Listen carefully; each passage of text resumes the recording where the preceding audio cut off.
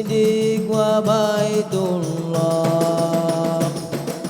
Sidik wa baitullah, Allah ya Allah, Allah ya Allah, Allah ya Allah. Kul asik Quran, Quran. Assalamualaikum warahmatullahi wabarakatuh. Alhamdulillahirrabbilalamin. Wabihi nasta'in wa ala umurud dunya waddin. Wassalatu wassalamu ala asrafil anbiya'i mursalin Sayyidina wa maulana Muhammadin wa ala alihi wa sahbihi ajmain. Rabbi isrohli sadri wa yassirli amri wahlul uqdatam min lisani yafqahu qawli amma ba'du. Kembali lagi berjumpa dalam program Mengharap Ridhomu. Pemirsa, mendidik anak sudah menjadi salah satu kewajiban orang tua.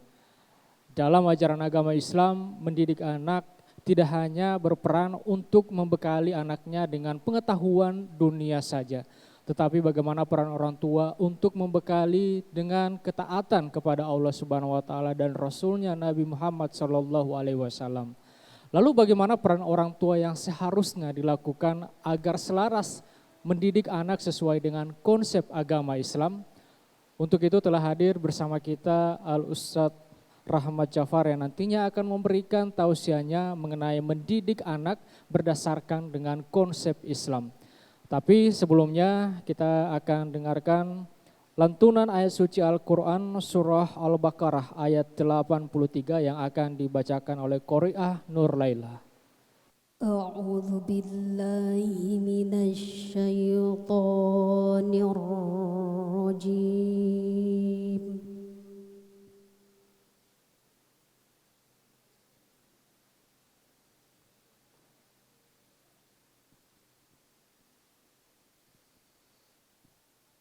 بسم الله الرحمن الرحيم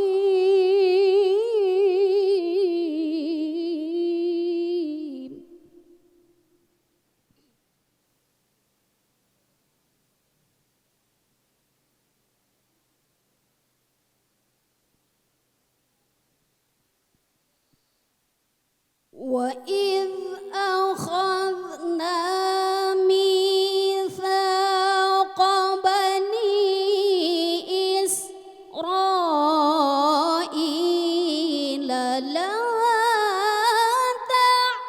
تعبدون إلا الله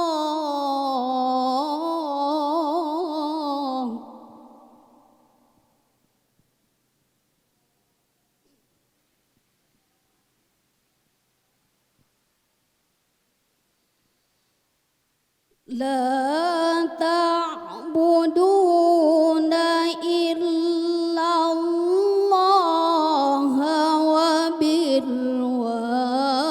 وبالوالدين إحسانا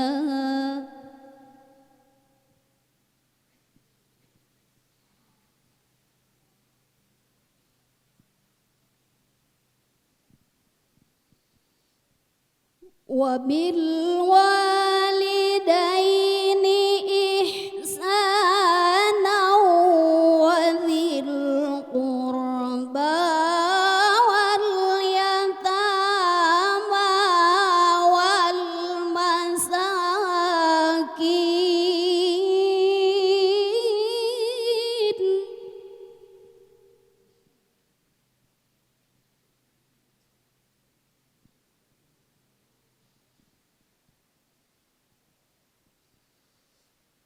وذي القربى واليتامى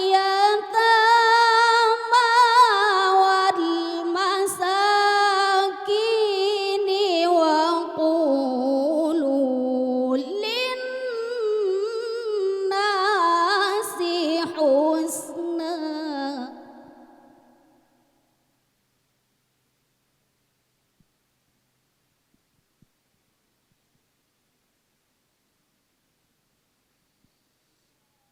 وقولوا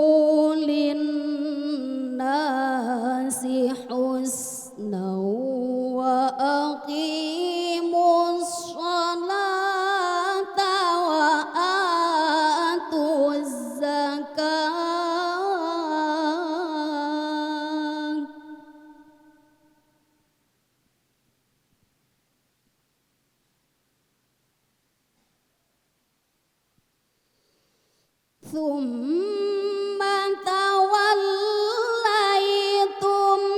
إلا قليلا منكم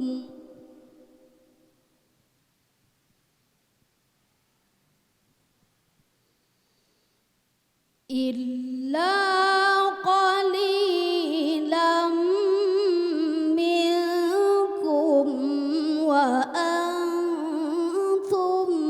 معرضون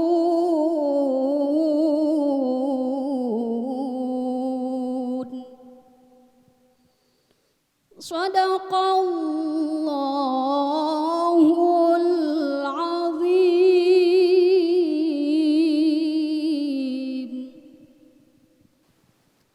Sadaqallahul azim. Iya Ustadz, melihat tema kita ini Ustadz, mendidik anak.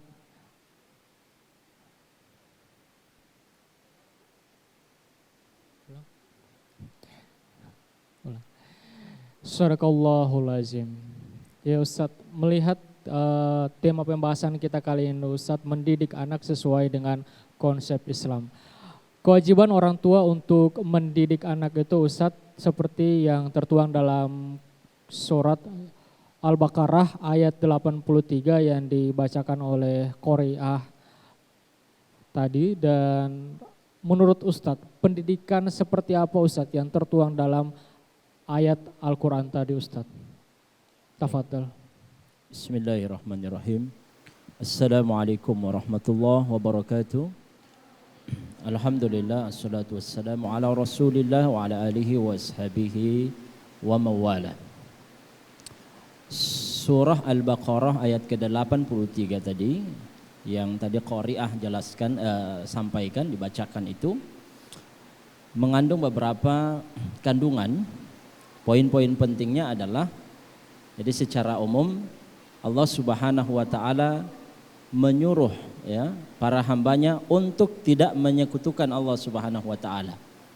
Ya, Allah mengatakan beribadahlah kepadaku, sembahlah aku. Itu poin yang pertama. Jadi jangan menyekutukan Allah Subhanahu wa ta'ala. Menyekutukan Allah ya, bahasa lainnya adalah syirik. Syirik itu membuat ada tandingan bagi Allah Subhanahu wa ta'ala. Jadi kalau ada yang masih percaya dukun, masih percaya jimat, dan dengan jimat itu dia percaya bisa selamat dari mara bahaya, selamat dari musibah. Kalau dipotong tidak mempan oleh pedang misalnya, ditembak tidak tembus pelurunya, karena jimat itu, maka itu termasuk kesyirikan. Ada barang yang hilang, datang ke dukun, itu termasuk kesyirikan. Percaya apa yang disampaikan oleh dukun, semua ada kesyirikan. Nah, poin yang kedua adalah menyuruh kita untuk berbakti kepada kedua orang tua. Wabil walidaini ihsana. Berbakti kepada kedua orang tua. Apa hubungannya ayat ini dengan tarbiyatul aulad? Tarbiyah, pendidikan anak, berarti peran orang tua untuk mendidik anak. Hubungannya adalah sebagaimana ibu mendidik anak ibu, ya kan? Maka seperti itulah nanti hasilnya, dan hasilnya nanti ke depan dia akan menjadi anak yang berbakti kepada orang tuanya. Persoalannya adalah saat orang tua tidak memaksimalkan perannya sebagai orang tua di dalam mendidik anak, maka anak tersebut tidak hanya sekedar menjadi orang yang tidak peduli dengan orang tuanya, bahkan mungkin menjadi anak yang durhaka kepada orang tuanya, bahkan bisa jadi menjadi musuh untuk orang tuanya. Itu hubungannya. Ya. Jadi bagaimana nanti anak kita memperlakukan kita sebagai orang tua, itu sangat tergantung kepada bagaimana kita mendidik mereka. Kalau kita didik mereka dengan nilai-nilai agama, kita tanamkan tauhid, akidah, keimanan di dalam hati mereka, kita didik tata cara berwudu, bagaimana sholat. Kalau kita tidak mampu, kita ajak ke ustadz. Sudahlah tahu bahwa dia tidak mampu mendidik anaknya dengan nilai-nilai agama, dia biarkan pula, dia tidak bawa ke majelis ilmu. Ini berbahaya. Jadi kalau kita sebagai orang tua tidak mampu mengajarkan anak dengan pendidikan agama, maka banyak pesantren. Pesantren sekarang berbayar Pak Ustadz, ada juga pesantren yang gratis. Carilah pesantren yang gratis. Alhamdulillah, kalaupun Allah titipkan ada ekonomi yang lebih, maka dengan kelebihan itu kita masukkan mereka ke pesantren. Dengan sendirinya tanggung jawab kita sebagai orang tua itu paling tidak terlaksanakan. Tidak mampu mendidik langsung, kita minta orang lain untuk mendidik anak kita dengan tetap bekerja sama dengan lembaga pendidikan tersebut. Karena ada juga yang bilang pokoknya yang penting so antar kamari, terserah mau jadi apa. Orang tuanya tidak lagi ada peran ya membangun hubungan yang baik dengan lembaga tersebut. Dia pikir anak ini menjadi baik hanya gara-gara lembaga pendidikan itu atau pesantren itu. Dia tidak sadar bahwa pendidikan berhasil itu berkat kerjasama antara orang tua dengan pesantren. Apalah arti dia belajar di pesantren, belajar Al-Quran, belajar fikih, belajar hadis, tata cara sholat yang baik, sholat 5 waktu, sholat tepat waktu, tapi sampai di rumah dia tidak evaluasi. Dia biarkan anaknya karena alhamdulillah keluar kamari dari penjara, kalau istilah orang-orang pesantren dulu, karena memang setengah mati apa-apa di dalam pesantren. Begitu keluar dia merasa bebas, dan anaknya dibiarkan begitu saja oleh orang tuanya. Jadi tidak ada kerjasama. Mendapat cubi sadiki, lapor orang tua, dilapor ke polisi. Tidak ada tanggung jawab dan tidak ada peran kerjasama di situ. Kita ini dulu sampai dipukul, disuruh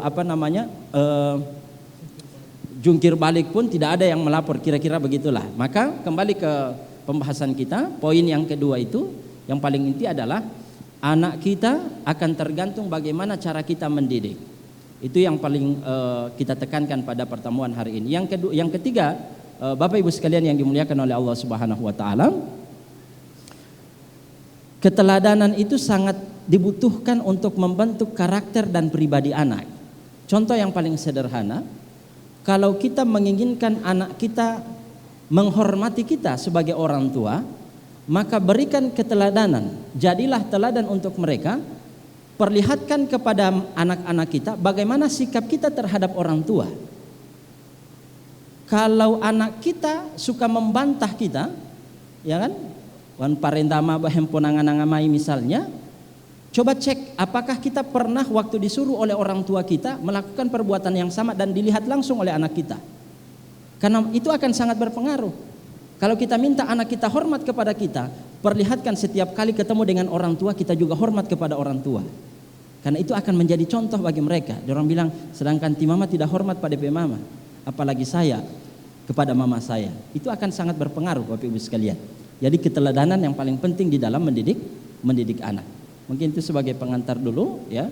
Jadi anak ini nanti ada 4 tingkatan di dalam Al-Quran yang Allah Subhanahu wa taala jelaskan. Ada anak yang kalau dididik secara baik dan benar, ditanamkan tauhid dan akidah kepadanya, nilai-nilai agama, dia akan menjadi tipe anak yang paling ideal, yakni anak qurratu a'yun, anak yang menyejukkan hati dan mata siapa saja yang melihat. Bukan cuma ganteng ya, jangan bilang qurratu a'yun itu ganteng, anak yang kalau dipandang oleh siapa menyenangkan, bukan. Anak yang soleh, akhlaknya baik itu qurratu a'yun. Itu idaman setiap orang tua pastinya ya. Yang kedua adalah anak yang fitnah, bukan mengfitnah orang tuanya, tidak. Anak ini Allah berikan kepada kita sebagai orang tua, dia menjadi fitnah bagi kita, ujian untuk kita bersabar mendidik mereka, ujian bagi kita untuk bekerja keras mencari uang untuk nafkah mereka. Itu yang kedua. Makanya hati-hati di sini, kalau ada orang tua yang terlalu sibuk dengan mencari uang, mencari nafkah, mencari duniawi, lalu kemudian melupakan tarbiyah dan pendidikan terhadap anaknya, maka akan muncul tipe anak yang ketiga. Tipe anak yang ketiga adalah menjadi musuh untuk orang tuanya. Allah Subhanahu wa taala mengatakan, "Inna min azwajikum wa auladikum aduwwan lakum. Ya, sesungguhnya dari istri-istri kalian, dari pasangan kalian, dan di antara anak-anak kalian ada yang akan menjadi musuh bagi kalian. Fahdharuhum, maka berhati-hatilah kepada mereka. Jadi kalau saya sebagai suami, Allah bilang hati-hati, istrimu bisa jadi musuh untukmu, anak-anakmu bisa jadi musuh untukmu. Coba mari kita berpikir bersama. Kira-kira kalau musuh itu bagaimana karakternya? Ada istilah kalau musuh nyata memang betul, dia kita sudah tahu kalau ketemu pasti kita akan dibunuh. Yang berbahaya adalah musuh bebuyutan, pura-pura baik di depan tapi di belakang kita berencana untuk membunuh kita. Nah, istri dan anak itu Allah kategorikan ada yang akan menjadi seperti itu, menjadi musuh untuk suaminya. Fahdharuhum, maka wahai para lelaki, para suami, berhati-hatilah bagaimana terhadap istri dan anak-anakmu. Maksudnya apa? Berhati-hati di sini agar mengambil peran sebagai suami dan sebagai orang tua, sebagai ayah untuk mengajar, mendidik istri dan anaknya menjadi orang yang baik. Mungkin itu dulu ya. Iya. Pentingnya juga kita mendidik anak tentunya dengan akidah-akidah Islam, karena kita melihat anak adalah sebagai generasi penerus bukan hanya untuk bangsa tetapi juga untuk agama kita, Ustadz ya. Ya, kita akan kembali lagi setelah pesan-pesan berikut ini. Jangan kemana-mana, tetap di Mengharap Ridhomu. As-salat as-salamani ya Allah. As-salat as-salamani ya Allah.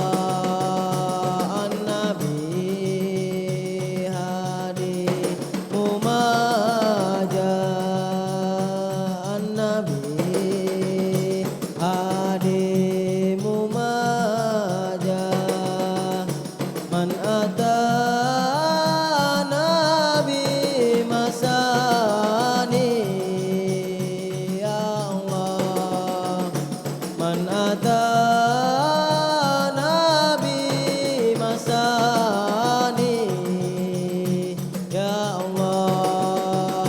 Saidun Sadati Ahmad, Saidun Sadati Ahmad.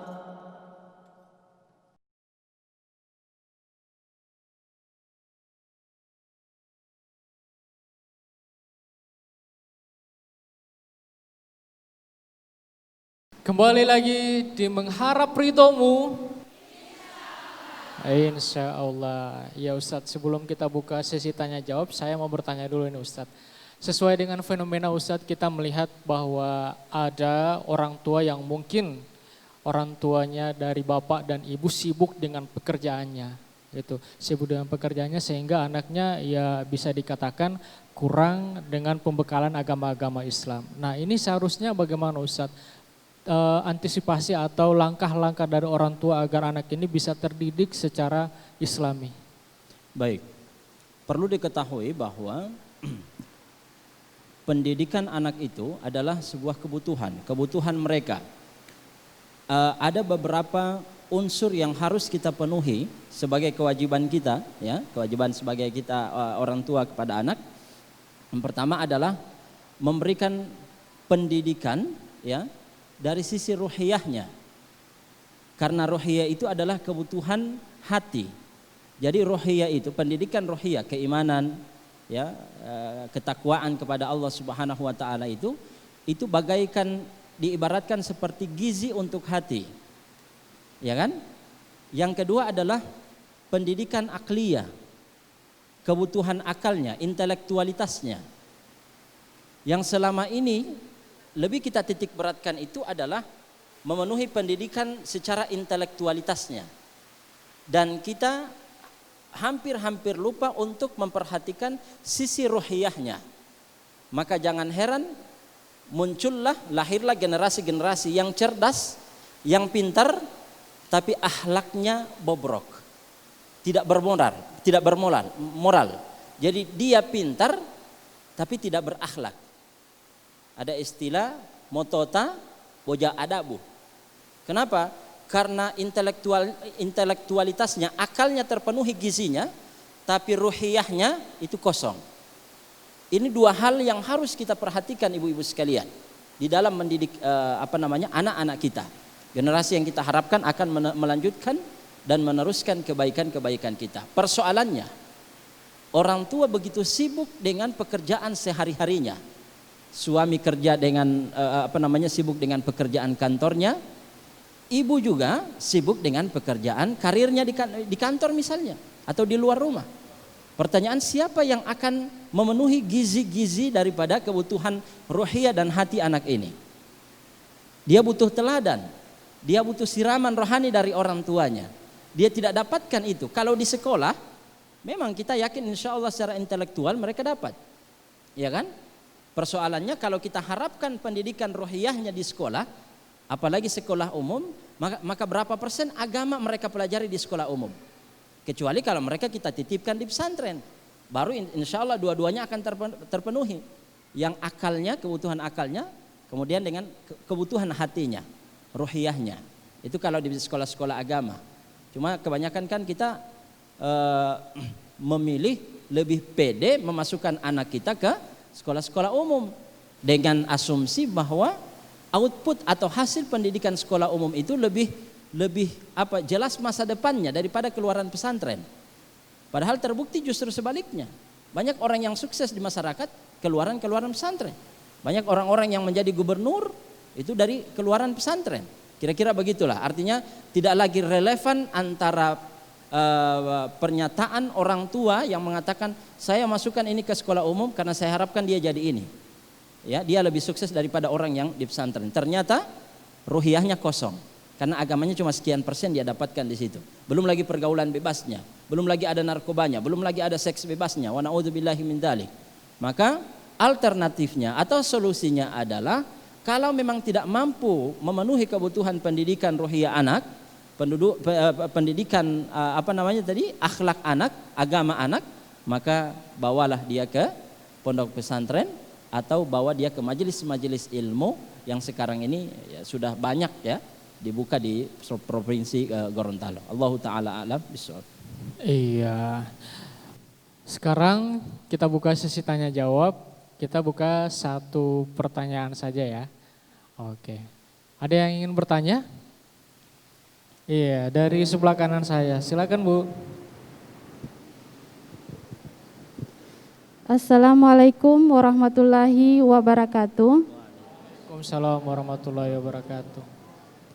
Nama saya Narti Misilu, saya dari Majelis Taklim Nurul Huda.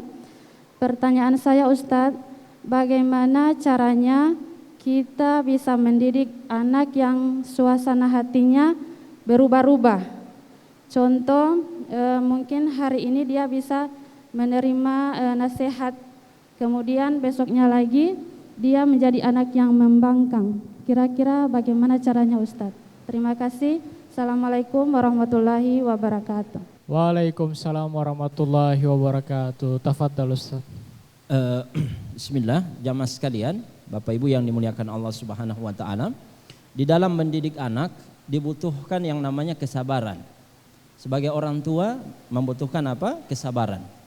Ingatlah ketika kita sakit hati dengan anak, mulai jenuh mendidik anak, apalagi mulai menyebalkan anak itu mulai menyebalkan kita, maka sekali-sekali berpikir membayangkan dulu mungkin orang tua kita lebih banyak sakit hati mendidik kita daripada kita sakit hati terhadap anak kita. Itu yang pertama, sabar.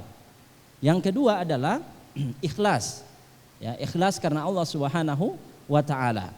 Ibu meskipun menyakitkan ini anak, artinya menyebalkan, menyakitkan hati kita, kadang-kadang berubah-ubah, maka ikhlaskan hati kita karena Allah. Mendidik anak ini, dia jadi baik atau tidak ke depan, yang penting kita sudah berusaha, insya Allah dia jadi orang baik, maka kita akan mendapatkan 3 kebaikan dari hadis Nabi Sallallahu Alaihi Wasallam. Idza mata ibnu Adam inqata'a amaluhu illa min 3. Kalau kita sudah meninggal, maka pahala sholat kita putus. Yang rajin sholat ibadat tahajud, duha, putus semuanya, tidak ada lagi harapan. Yang rajin puasa Senin Kamis, putus. Berzakat infak, putus semuanya. yang akan terus mengalir adalah sedekah jariah, ilmu bermanfaat, anak yang soleh mendoakan orang tuanya. Dan tahukah kita ketiga poin ini ada di dalam diri anak yang kita didik. Sedekah jariah, Ustadz, setahu saya sedekah jariah wakafkan tanah, bangun masjid. Tidak mesti. Anak yang kita didik kalau dia jadi orang baik insya Allah, maka dia adalah sedekah jariah yang berjalan. Selama dia hidup dan beramal, apapun yang dia lakukan, kebaikan, dia niatkan atas nama kita atau tidak, karena kita sebagai orang tuanya, pemilik anak ini, karena dia adalah hasil usaha dari kita, maka otomatis mengalir pahalanya kepada kita tanpa mengurangi pahala anak ini. Itu namanya sedekah jariah. Jadi jangan berpikir harus bangun masjid, sekolah, panti asuhan, tidak. Ini lebih bagus, tapi anak ini jadikan dia sedekah jariah. Yang kedua, ilmu bermanfaat. Jangan pernah menganggap pahala ilmu bermanfaat setelah mati itu cuma didapatkan oleh para guru dan para dosen. Guru-guru TPA, TPQ, tidak. Orang tua justru yang paling banyak mendapatkan pahala ilmu bermanfaat. Siapakah yang mulai mengajarkan dia salaman cium tangan, mulai mengajarkan dia wudhu, mengajarkan tata cara sholat, berkata-kata yang baik, itu adalah orang tuanya. Itu juga termasuk pendidikan, ilmu yang bermanfaat. Waktu ibu-ibu ketika anaknya mulai gadis, ajarkan dia memasak. Niatkan, nak, pokoknya kalau mama lagi masak, kamu berdiri sini. Berdiri aja, biar dia lihat bagaimana bikin santannya, bagaimana bikin kuah bugisnya, bikin ini, bikin itu. Ketika dia besar nanti, niatkan saja, nggak perlu dibilang sama dia. Niatkan dalam hati, ya Allah, saya niatkan anak ini, anak perempuan saya ini, ketika dia bersuami, pintar masaknya, hebat melayani suami dalam masalah makanan. Ketika suaminya makan dari hasil masakan itu, yang kita ajarkan kepadanya, mengalir pahala kepada kita sebagai orang tua yang mengajarkan skill cara memasak yang baik dan benar. Jadi sederhana sekali. Yang ketiga, anak yang soleh mendoakan orang tuanya. Itu tidak perlu lagi dijelaskan. Namanya anak berdoa kepada orang tuanya, insya Allah dia soleh, dapat kita 3 pahala itu. Jadi yang kedua tadi apa? Ikhlas karena Allah Subhanahu wa ta'ala. Dan yang ketiga tadi doa. Jangan lupa doa. Ini penting sekali, poin penting. Ad-du'a silahul mu'min. Doa itu adalah senjata orang yang beriman. Ibu-ibu, hari ini anak kita baik, menuruti perkataan kita. Besoknya kadang-kadang agak membangkang, ya kan? Baku bantah dengan orang sebagai orang tua. Jangan pernah lewatkan setiap hari tanpa doa kepada anak. Kalau bisa bahasa Arab, Rabbana hablana min azwajina. Tidak bisa bahasa Arab, ya Allah jadikan anak saya anak yang soleh, perbaiki akhlaknya, jadikan akhlaknya adalah akhlak Al-Quran. Itu saja. Hula-hulan talo muali. Yang penting ada doa.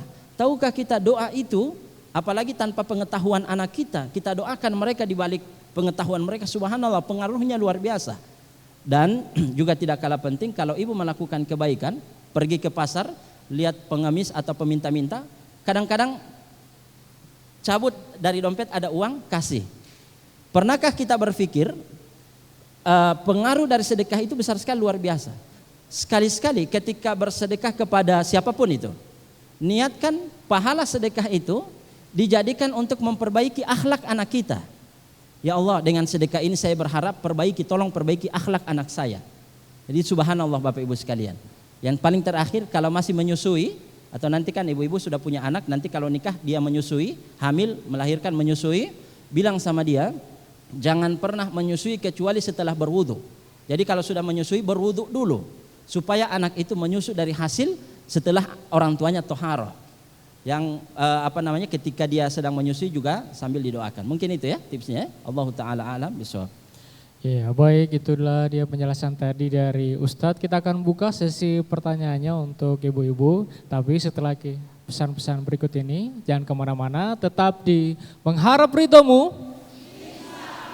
Insya Allah.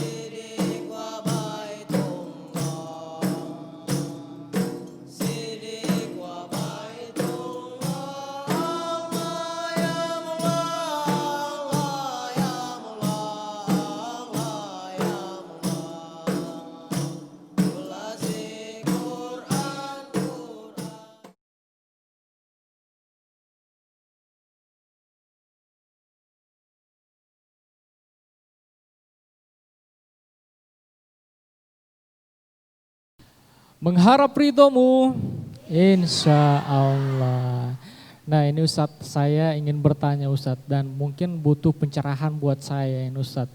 Bagaimana Ustadz kalau misalnya ada yang orang tuanya itu beda agama, kawin beda agama, cara mendidiknya pasti dengan agama yang berbeda. Nah ini dalam pandangan Islam seperti apa Ustadz?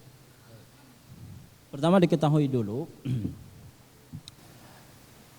pernikahan beda agama itu tidak sah jika antara agama yang berbeda itu bukan agama samawi, itu pun ada ketentuannya. Kalau perempuan muslimah menikah dengan laki-laki yang beda agama, entah agamanya adalah agama samawi, ya agama Nasrani dan Yahudi maksudnya, Nasrani dan Yahudi, atau yang non samawi, yang agama kayak Konghucu dan sebagainya, maka ini tidak sah pernikahannya. Pernikahannya apa? Batil. Akibat dari pernikahannya itu berarti dia dianggap berzina, tidak sah. Yang kedua, jika laki-lakinya adalah seorang muslim, ini dalam hukum syar'i, jika laki-lakinya adalah seorang muslim yang beriman dan perempuan yang akan dinikahinya adalah dari agama Nasrani atau Yahudi, ahlul kitab maksudnya. Pokoknya ahlul kitab itu Nasrani dan Yahudi. Maka dia diperbolehkan secara hukum syar'i. Kenapa? Karena laki-laki itu memiliki wilayah, pengaruh yang kuat. Sehingga dia bisa mengajak istrinya untuk masuk ke dalam agama Islam. Kenapa perempuan muslimah tidak boleh menikah dengan selain orang Islam? Karena kemungkinan besar kelemahan perempuan itu nanti akan berakibat dia bisa dimurtadkan, bisa diajak untuk keluar dari agama Islam. Jadi hanya saja memang di Indonesia diatur tidak boleh ada pernikahan beda agama. Entah salah satunya harus pindah agama. Muslim pindah agama ke agama yang akan menikahinya, atau yang akan menikahinya pindah ke agama Islamnya. Begitu. Nah, akibat dari pernikahan itu, dari undang-undang itu, pernikahannya tidak sah. Ya, secara apa? Secara hukum agama dan secara hukum negara. Jadi itu dulu yang perlu diketahui sebagai dasar ininya. Tadi pertanyaannya. Kemudian bagaimana ini Ustadz untuk mendidik anak yang mungkin perbedaan dari kedua agama itu? Mendidik anak yang lahir dari orang tua yang beda agama. Saya punya pengalaman, saya pernah tinggal di satu keluarga, keluarga yang taat beragama. Hanya saja salah satu dari anak orang yang saya tinggal itu, di rumahnya itu, dia di dalam rumahnya dua agama. Jadi laki-lakinya Muslim, perempuannya Nasrani. Jadi ada dua Tuhan di dalam rumahnya, ada salibnya, kemudian ada gambar Allahnya. Laki-laki mengikuti orang tua laki-laki, agama orang tua laki-laki, perempuan mengikuti agama perempuan. Ini sebetulnya tidak boleh. Ya, tidak boleh. Laki-lakinya harus menyelamatkan kedua anaknya mengikuti agamanya. Bahkan dia wajib untuk mengajak istrinya masuk ke dalam agama Islam. Bagaimana cara mendidiknya, mentarbiyahnya? Sama, tidak ada bedanya. Ya, didik saja. Ya, mau bagaimana lagi, sudah lahir dari, kita tidak bisa mengembalikan keadaan kepada keadaan sebelumnya.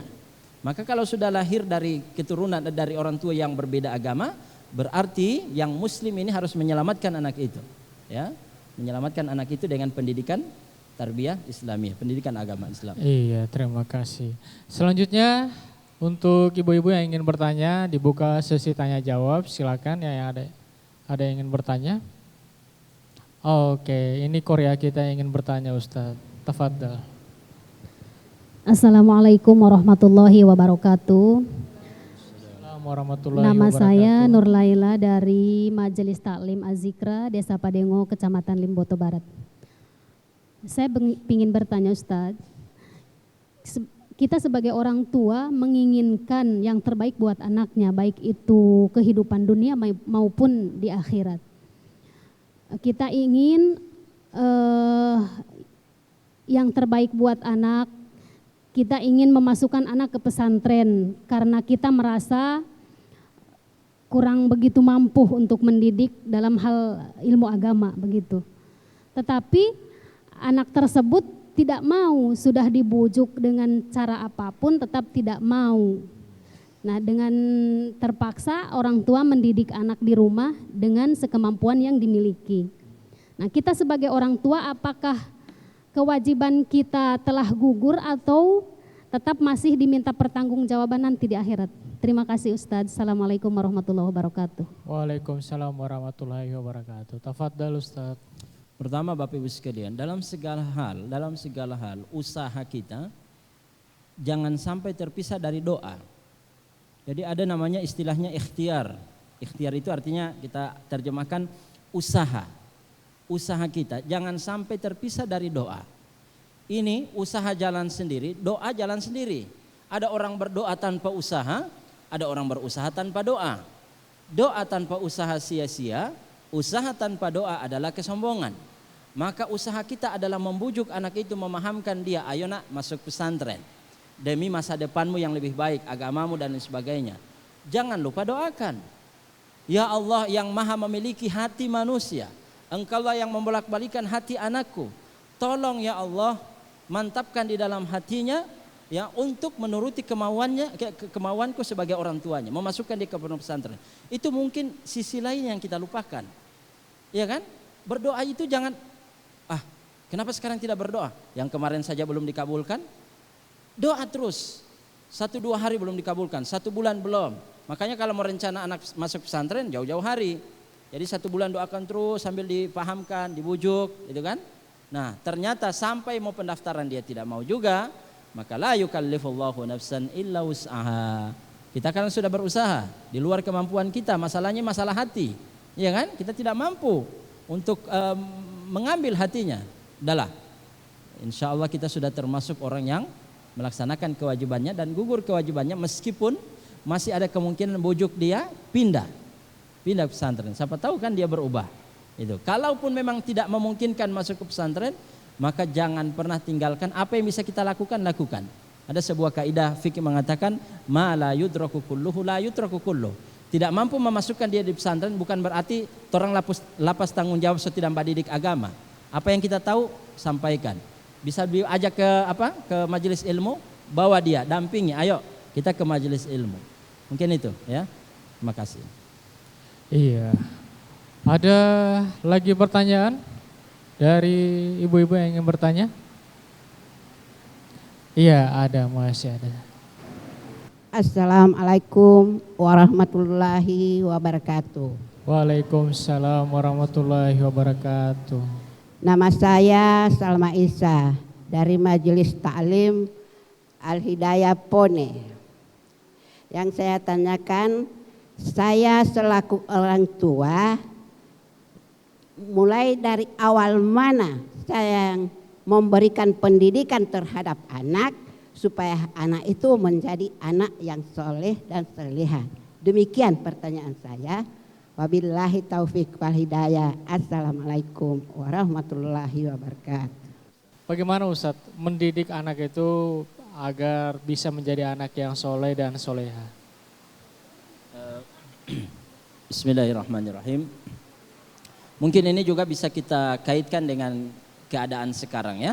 Keadaan COVID pandemi ini itu membuat orang tua lebih menambah tenaga untuk mendidik anak. Sebab yang kalau dulunya anak ada porsinya waktunya ke sekolah, sekarang dari pagi sampai sore sampai besoknya lagi bersama kita sebagai orang tua. Tugas-tugasnya kita yang membantu dan lain sebagainya. Ini jamaah sekalian yang dimuliakan oleh Allah Subhanahu wa taala, perlu kita sadari bahwa kesempatan emas bagi kita sebagai orang tua untuk mendoktrin mereka, untuk memasukkan nilai-nilai agama. Karena kalau di sekolah belum tentu kita bisa mengimbanginya. Iya kan? Kalau dari sisi intelektualitasnya, nilai-nilai akademisnya tidak ada yang berpengaruh tidak ada yang terdampak dari COVID ini. Karena mereka justru lebih mandiri. Kalau dulu biasa kayak orang makan itu langsung disuapin oleh orang tuanya. Sekarang mereka harus memasak, kemudian menyuap diri sendiri. Cari di internet jawabannya, kemudian ditulis, lebih proaktif daripada mereka di sekolah. Tapi ingat, ada sisi tadi, yang ruhiyah tadi. Itu yang mereka tidak dapatkan. Nah, disitulah peran orang tua. isi mereka. Akhlak, keteladanan, agama, ayo masukkan di situ. Ya. Jadi mungkin itu sekedar jawaban secara singkat bagaimana memanfaatkan kondisi ini, ya, apalagi tema kita hari ini sangat relevan dengan keadaan kita di COVID-19 ini. Ya, mungkin itu. Ya, itu dia tadi penjelasan, dan kita akan lanjutkan pembahasan kita terkait mendidik anak sesuai dengan konsep Islam. Tapi kita akan kembali setelah pesan-pesan berikut ini, tetap di Mengharap Ridhomu. Insya Allah.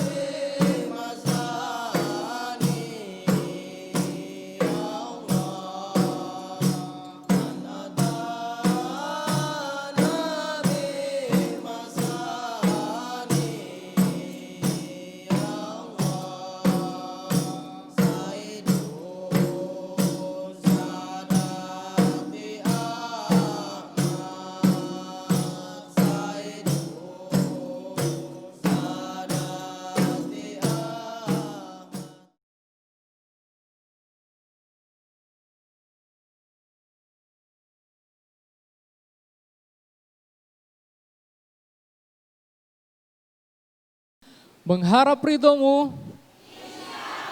Insya Allah. Iya Ustadz, saya ingin bertanya Ustadz, melihat situasi sekarang COVID-19 yang merubah semua keadaan, termasuk sistem belajar yang sekarang dilakukan dengan sistem daring online. Nah menurut Ustadz, apakah efektif melihat sistem yang pembelajaran sistem daring, terlebih apalagi pengajaran tentang agama, nilai-nilai keimanan kita itu lewat daring itu, bagaimana Ustadz? Baik, jadi memang pandemi COVID-19 ini banyak merubah tatanan kehidupan kita, ya, baik dalam menjalankan syariat agama maupun sosial dan ekonomi. Kalau ekonomi banyak terdampak, sosialnya mungkin ada orang yang ramah, madungga itu dalal musalawati, sekarang agak tahan-tahan, ya. Antara laki-laki dengan laki-laki saja suka dengan perempuan, tidak mau. Itu dampaknya. Kemudian juga dalam masalah pelaksanaan agama, tata cara sholatnya, softnya yang tadinya harusnya dipadatkan atau dirapatkan, ini jadi direnggangkan, begitu ya. Bolehnya tidak sholat di masjid karena masih ada virus dan lain sebagainya. Nah, termasuk dampaknya di dalam dunia pendidikan. Dunia pendidikan berarti ini yang memang melekat dengan kehidupan kita sehari-hari, apalagi ibu-ibu ini, ya, yang pastinya lebih banyak perannya mendampingi anak daripada bapak. Saya juga termasuk orang yang hampir tidak pernah mendampingi anak ketika belajar, pasti istri saya, kan begitu. Saya ambil peran lain lah, misalnya sekedar evaluasi, menghafalkan anak Al-Quran, hadis dan sebagainya. Kalau mengerjakan tugas semua yang mendampingi adalah istri saya. Saya perhatikan juga, jadi bukan cuma masyarakat pada umumnya. Terkadang di keluarga saya, di istri saya pun kalau memang ada saatnya memang moodnya juga belum sudah terlalu panas, ada juga sedikit nada-nada tinggi dan sebagainya. Jadi ada istilah pembelajaran sistem daring itu sudah berakibat kepada darting misalnya.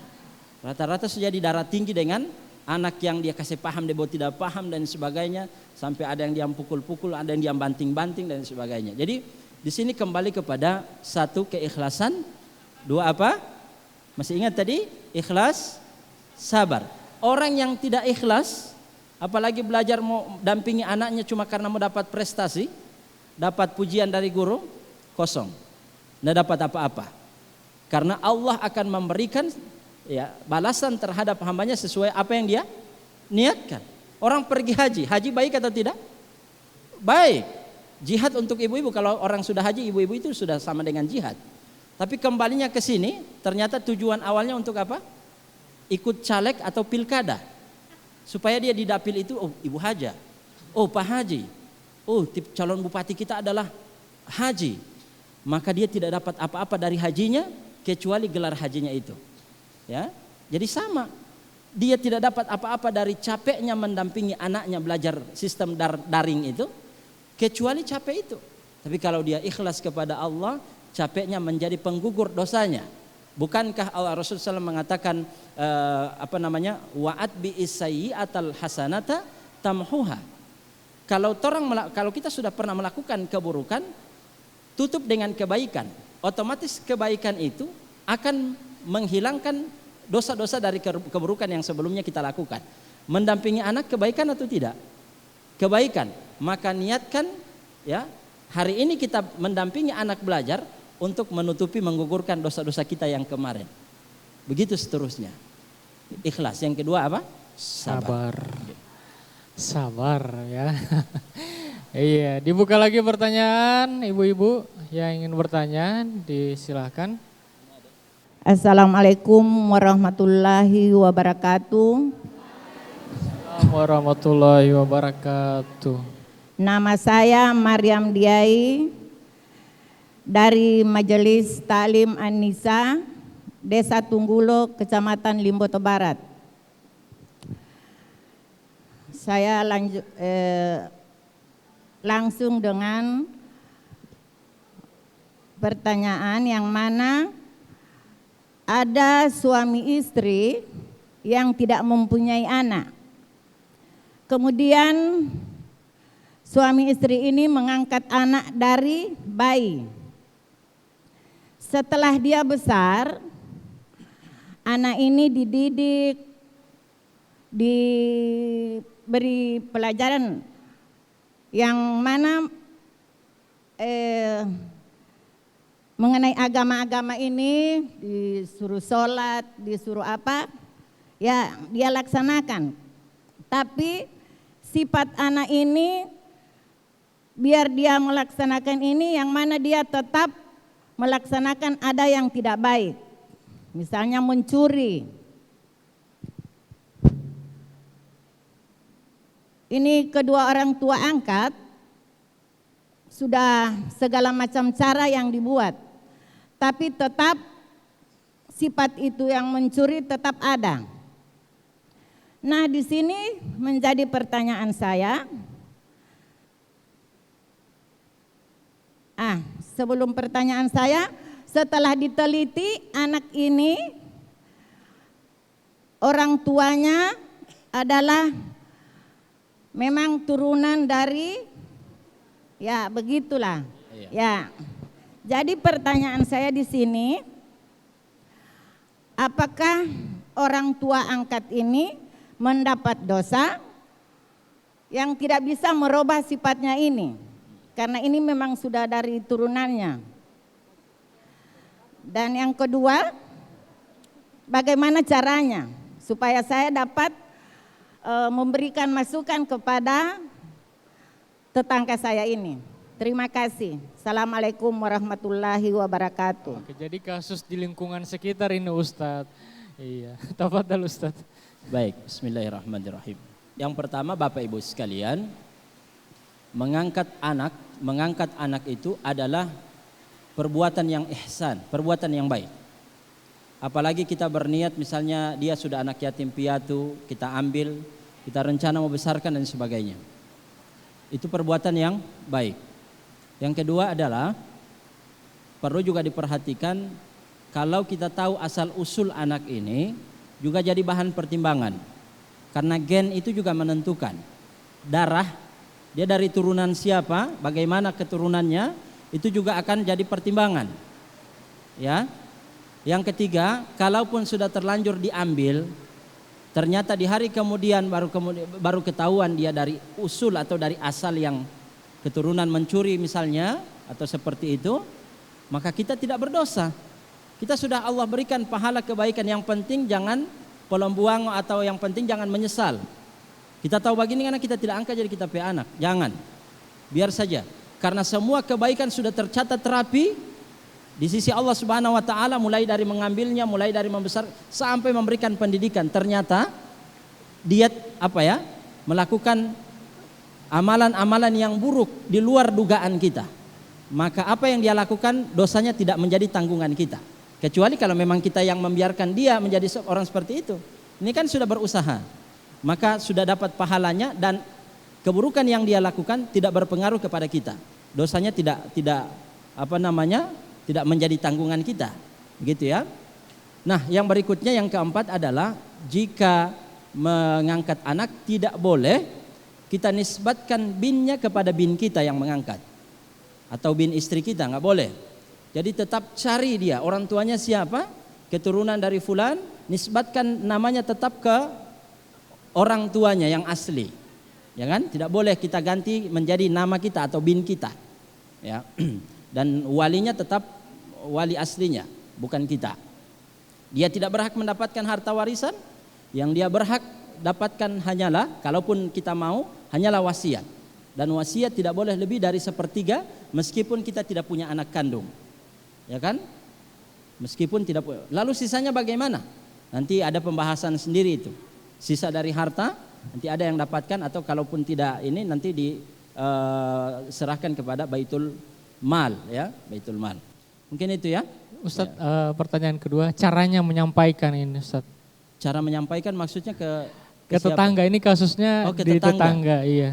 Oh, sampaikan saja tadi bahwa kebaikan yang ibu lakukan mulai sejak awal mengambil anak itu, mengangkat, ya, kemudian membesarkan, memberi makan, pakaian, pendidikan, sudah tercatat rapi di sisi Allah Subhanahu wa taala pahalanya. Maka jangan diganggu dengan mengungkit-ngungkitnya, apalagi sampai menyesali. Ya, wan ba'tawa umat ta'wai, tidak ada kita ambil bagian. Jangan. Tidak boleh. Ingatkan dia mencuri tidak baik, nanti masuk penjara, nanti begini, sanksinya begini. Keturunanmu akan begini, kamu kena sanksi sosial dan sebagainya. Tapi jangan pernah menghilangkan kebaikan dengan kata-kata yang tidak baik. Allah Subhanahu wa taala mengatakan, la tubtilu shadaqatikum bil manni wal adha. Jangan menghilangkan kebaikan sedekah kalian bil manni dengan banyak harapan, wal adha dan menyakiti orang yang menerima pemberian kita. Allahu taala a'lam bissawab. Iya Ustadz. Selanjutnya kita doa bersama Ustadz. Tafadhal. Baik, marilah kita berdoa. Bismillahirrahmanirrahim. Allahumma salli wa sallim wa barik ala Muhammadin wa ala alihi wa ashabihi ajma'in. Allahumma aftah lana qulubana wa alhimna rushdana wahdina ila siratikal mustaqim. Allahumma aftah lana abwabal rizqi wa abwabal khairi wa babal ni'ma wa babal siha wa babal afiyah wa babal maghfirah wa babal barakah wa babal jannati ya rabbal alamin. Allahumma rabbana hablan min azwajina wa dhurriyyatina qurrata a'yun waj'alna lil muttaqina imama. Rabbana hablana min azwajina wa dhurriyyatina qurrata a'yun waj'alna lil muttaqina imama. Allahumma ij'alna min ibadikas salihin wahsyurna ma'a zumratil muwahhidin al muttaqina ya rabbal alamin. Rabbana zalamna anfusana wa illam taghfir lana wa tarhamna lanakunanna minal khasirin. Rabbana atina fid dunya hasanah wa fil akhirati hasanah wa qina adzabannar. Subhana rabbika rabbil izzati amma yasifun wa salamun alal mursalin walhamdulillahi rabbil alamin. Wassalamualaikum warahmatullahi wabarakatuh. Alhamdulillahirabbil alamin. Iya, terima kasih Ustadz atas waktu dan kesempatan, dan semoga apa yang disampaikan sesuai dengan pembahasan kita, mendidik anak sesuai dengan konsep Islam, bermanfaat buat ibu-ibu dan pemirsa di rumah. Amin ya rabbal alamin. Pemirsa, anak-anak adalah harapan masa depan. Anak-anak adalah generasi penerus untuk kemajuan bangsa dan agama di masa mendatang. Untuk itu berikanlah pendidikan yang terbaik untuk mewujudkan anak-anak sebagai generasi penerus yang tangguh dan tentunya berbudi pekerti yang terpuji.